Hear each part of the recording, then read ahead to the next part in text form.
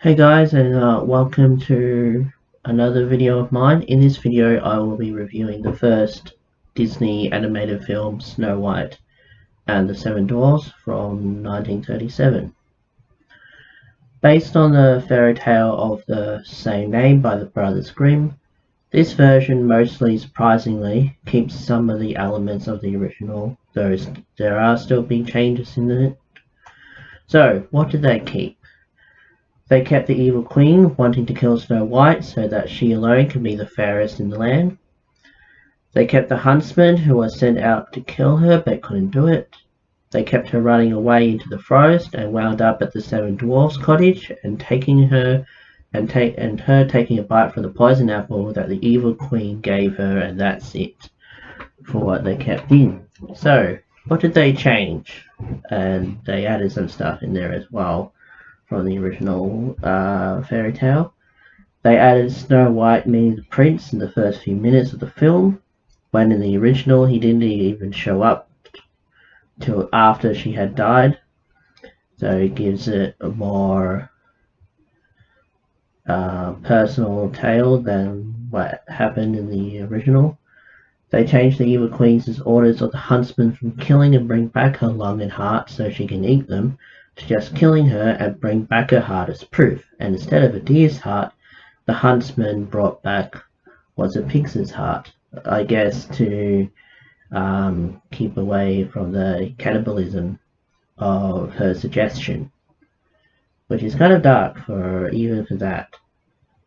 And next, they added Snow White running into the forest and befriending the animals, and the animals led her to the dwarf's cottage instead of her stumbling upon it. That's just a Walt Disney thing, as we now know. Let's see, what's next?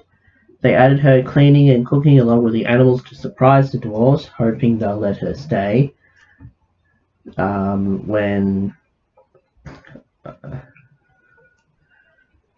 And then they added the dwarves' names when in the original they didn't have any, so all the names that Walt Disney gave us are original names. None of the names, the dwarves in the original never had names for some reason, I don't know why.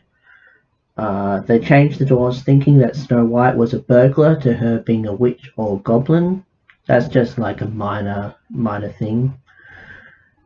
They changed the dwarf's promise of having her stay and told her to cook and clean for them to letting her stay when they found out she was a princess. Even though this film was set for in the 1930s, that's still a big thing to change. The film got up to the poisoned apple very quickly, whereas in the original it took the evil queen 3 tries before she got to the apple. In the first try, it was evil queen, I believe, tried to choke her, but by a cloth or something. I believe she tried to choke her. I've forgotten what the second one was, but it was something similar to the apple. It was before the poison apple. And then we got up to the poison apple, which the apple itself wasn't poisoned. It was pretty much what happened was the Snow White choked on it, and a little bit got lodged in her throat, and it appeared that she had died. And even then, it wasn't true love's kiss that awakened her. What happened was the apple got lodged in her throat, and when the prince had his men take a coffin away, the coffin fell and opened. Snow White fell out of it, and that dislodged the apple from her throat.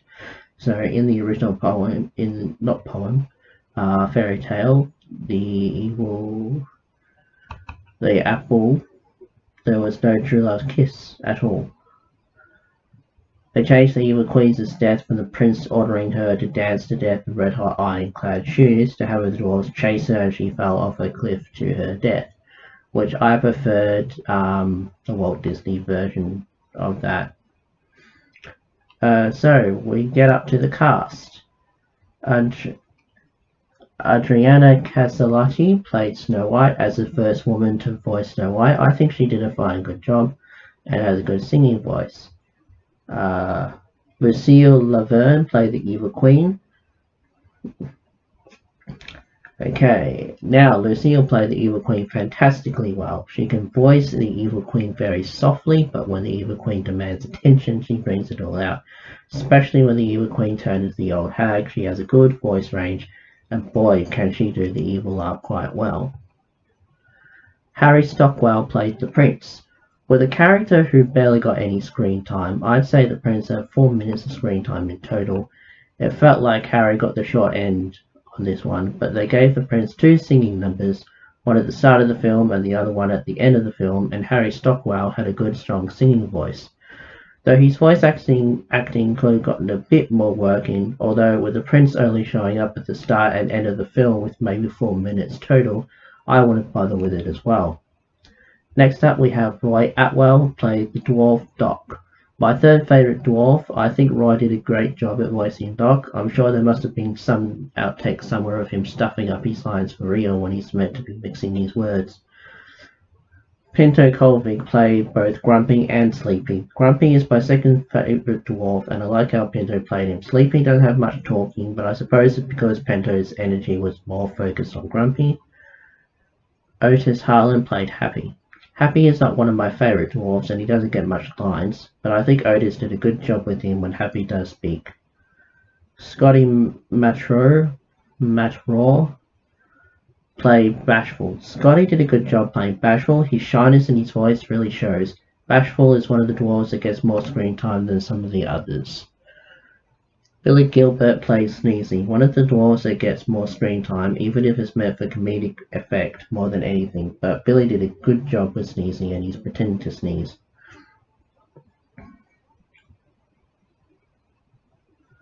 Eddie Collins played Dopey.